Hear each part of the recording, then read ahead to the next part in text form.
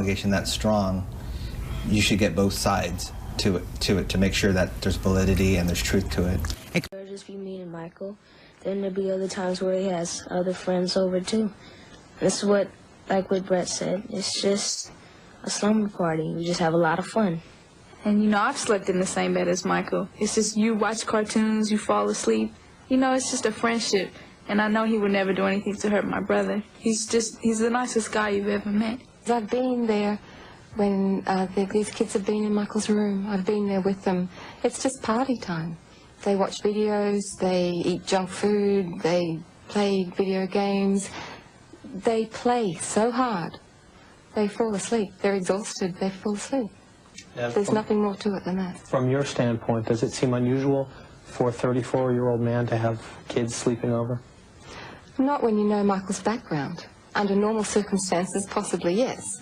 But Michael, everybody knows he didn't have a child. I slept on one side of the bed, he slept on the other, and that was that.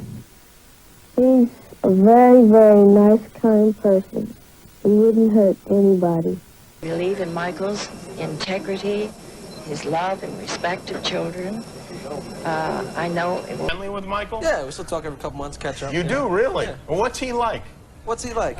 He's a good guy. He's a good guy? Yeah. Show me where he touched you.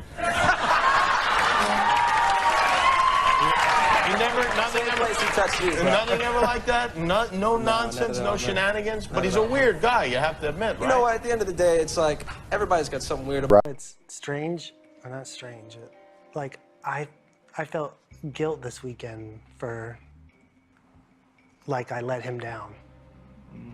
I mean, he was a god to people, and to me, he was, you know, I knew he was a pop singer, but beyond that, you know, I wasn't one of the fans. I think that's one of the reasons why we connected. You know, they go, oh, you slept in the same bedroom as him. It's like, I don't think you understand. Michael Jackson's bedroom is 2 stories. And it has like 3 bathrooms and this and that. So when I slept in his bedroom, yeah, but you have to understand the whole scenario. And the thing is with Michael, is that he's not very good at explaining himself, and he never really has been, because he's not a very social person. I mean, you're talking about someone who's been sheltered and sheltering himself also for the last like 30 years, or you know, and so he's not very good at communicating to people and not very good at conveying what he's actually trying to say to you. And so when he says something like that, you know, people, you know, he doesn't quite understand why people react the way that they do. Why do you think he likes young people? It's because it's the same reason why he liked me, was the fact that I didn't care who he was. That was the thing. I talked to him like he was a normal human being. And that's what, and kids do that to him, because he's not, I mean, he's Michael Jackson, the pop singer, but he's not the god of, you know, the king of pop or anything like that. He's just, you know, a guy who's actually very kid-like himself and wants to go out there and wants to play video games with you. With Michael, there was a genuine naivety and innocence about Michael, which it's very hard to explain. But did you ever talk to him about that and say, look, this kind of naivety and wanting to be around children, you know, Neverland, which is like never growing up. Did you ever say to him how easily this could be misconstrued? No, because when you're a grown he didn't get that. He just didn't understand what, you know, in today's society, it is not really acceptable to behave in the manner that he did, having As his friend, would you not try and make him see that? It's very funny, because when I was in his presence, all that stuff fell away. It was like, it was irrelevant, because he was an ethereal being. He was such an innocent man. Wade was my first witness in Michael Jackson's criminal trial. I started with one of my strongest witnesses for Michael Jackson, Wade Robson. He was adamant that he had never been touched, never been molested, never been abused, directly or indirectly. I called his mother and sister as witnesses to corroborate what he said, because they traveled on these tours too. And to have him suddenly reverse course so radically years after Michael Jackson has passed away and can't speak up for himself is outrageous.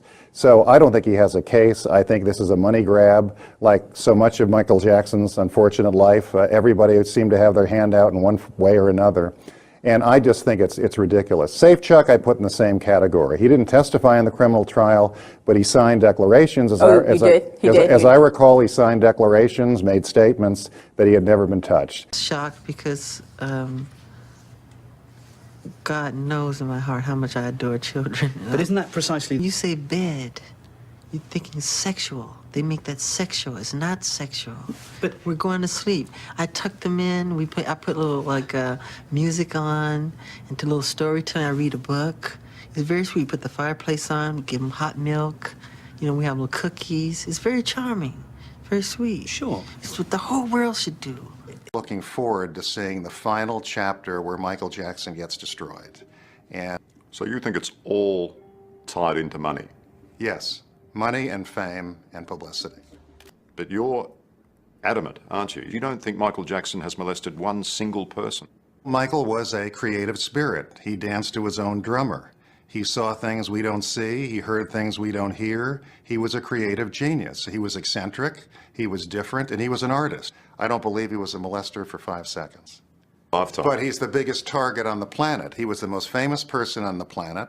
He was immensely wealthy. He was perceived as immensely vulnerable. This made him a target throughout his life. And he's being attacked even in death. In his presence, all that stuff fell away. It was like he was irrelevant because he was an ethereal being. He was such an innocent man.